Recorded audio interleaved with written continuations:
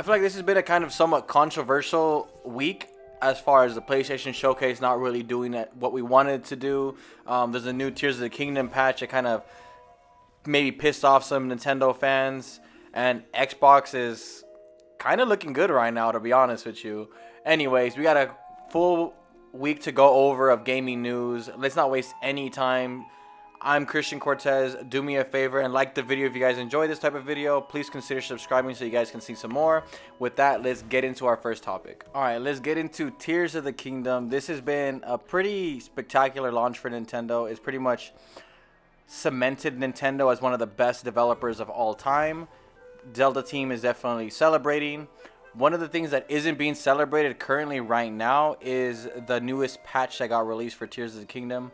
So the patch essentially did a lot of things where like it made a quest more completable, it fixed some sound bugs, but most notably and infamously, it fixed a glitch where people were pretty much using this glitch to duplicate tons of items, from rupees to like just arrows, whatever the hell you wanted to duplicate. People were using it to make multiple of. Nintendo didn't really like it, so they kind of patched it out. And that led a lot of people to be very angry because a lot of people were utilizing it and having a lot of fun with the duplication glitch. Personally, where I stand on this whole glitching it, patching out the glitch thing is, I don't really care. It doesn't bother me none. I wasn't using the duplication glitch to begin with just because it wasn't fun for me. I kind of liked experiencing the whole like exploration and the struggles of running out of materials properly and kind of just figuring things out for myself. So it didn't really bother me. But I understand for some people who don't really have the time to kind of grind out rupees, grind out material, etc., it could be very annoying.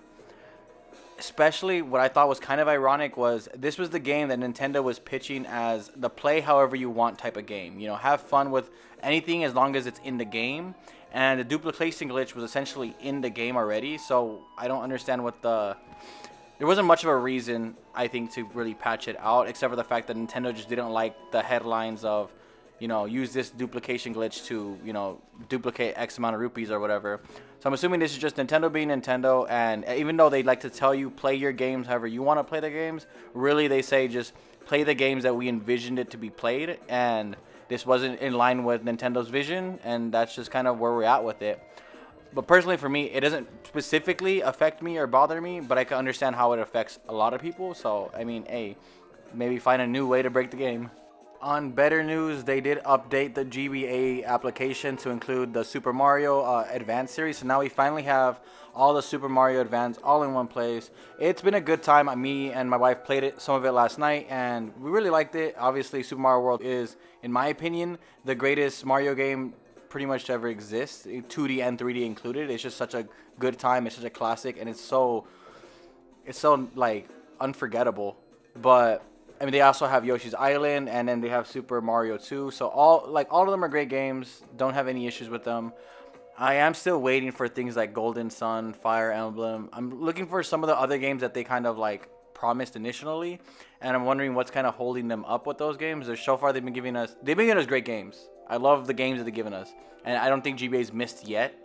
But I am kind of want to see the games that they promise, specifically Golden Sun, just because I never played Golden Sun, and that's one of the games that a lot of people told me I need to play, so I definitely want to give it a shot.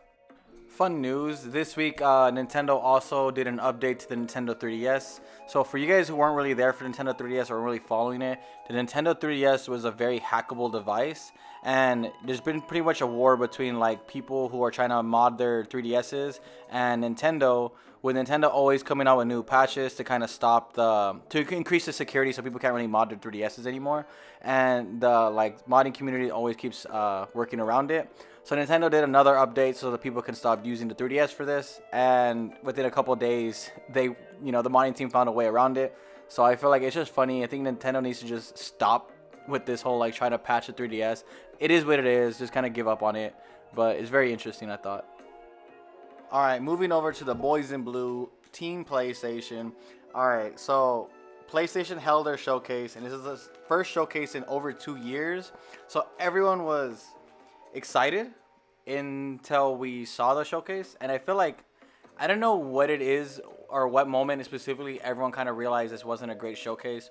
For me personally, it was probably like 3 games in, and I was like, oh man, we're not really showing us the big games I thought we were going to be seeing by now. So, I don't know. Definitely by half of it, I kind of gave up and I kind of lost a lot of interest.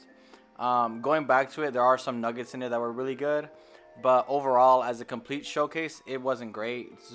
I mean, it sucks because, you know, you want something to be great and then you get it and it's just not what you wanted it. Yeah, I'm not gonna go too much more on this just because I have a video on it. Will give my full, more of my full impressions on what I thought. So definitely check that out if you guys are interested. Something that I thought was very interesting that came out afterwards though was these rumors of people pretty much saying like, oh, that wasn't the PlayStation Showcase that they were expecting, and then there's rumors that there's gonna be another PlayStation Showcase coming out later this year. And when I first heard this rumor, I was like, that's stupid. PlayStation doesn't do 2 showcases in 1 year. We'll probably get a big state of play or something, but not another showcase. So it sounded very much just like copium, like people were just trying to cope with the fact that that PlayStation Showcase wasn't that great.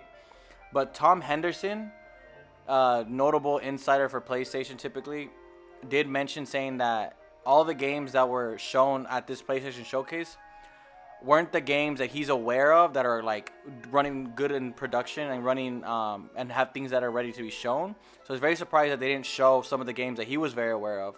Now again, Tom Henderson is someone I keep hearing mentioning things about PlayStation, mentioning things about things that they're working on from like hardwares like the detachable disc drive, etc.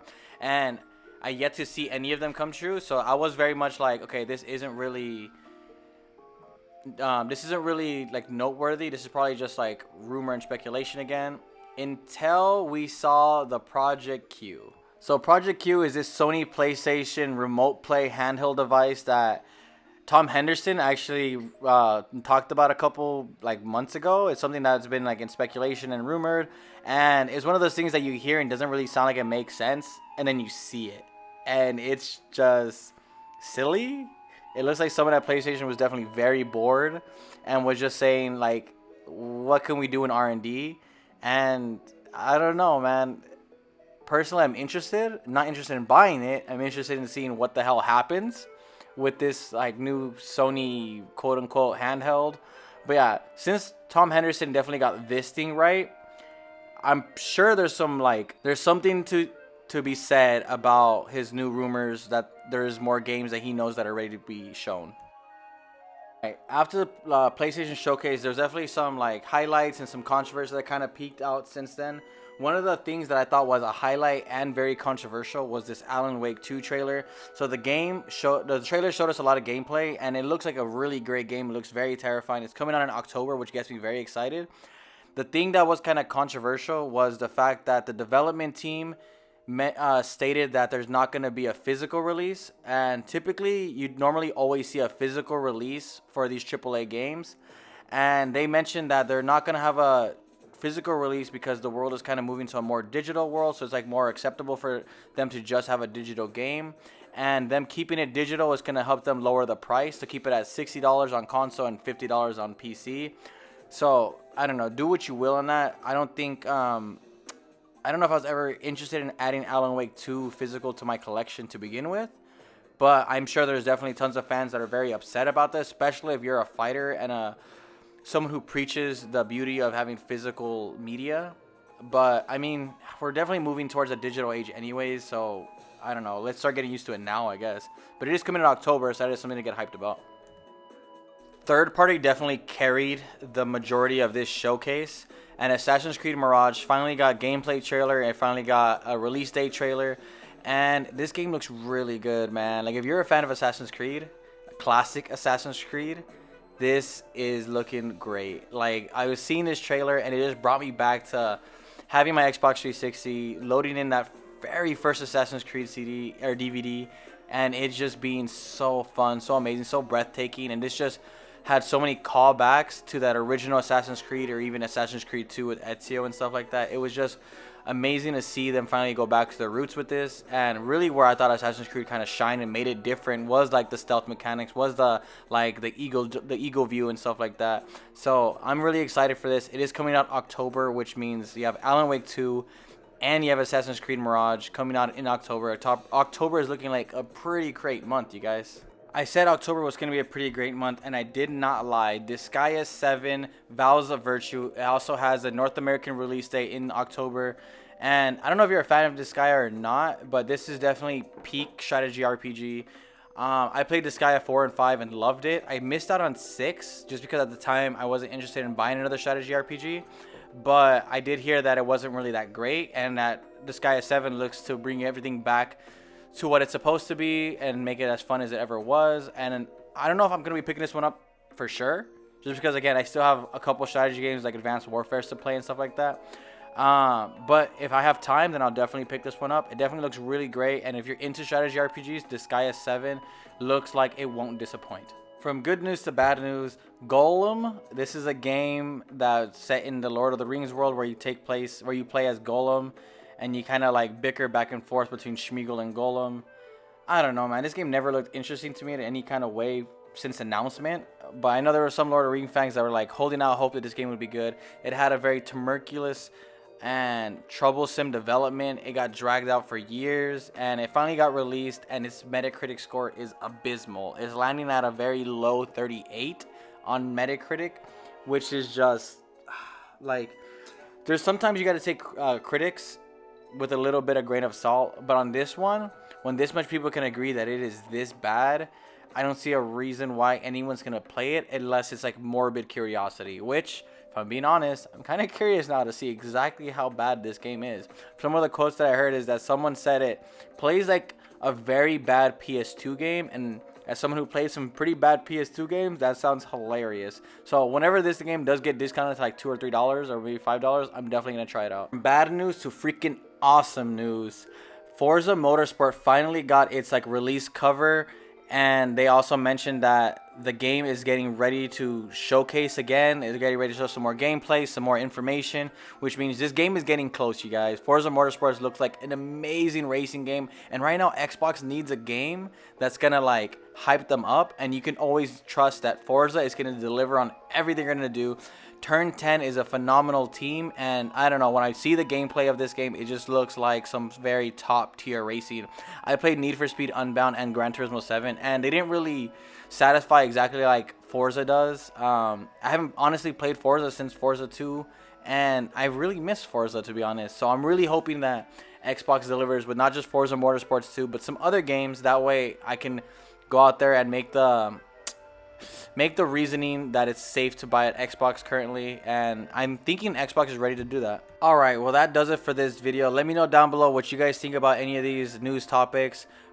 Make sure you guys like and subscribe. I will see you guys on the next video. We do this every week, so if you guys are interested, stick around.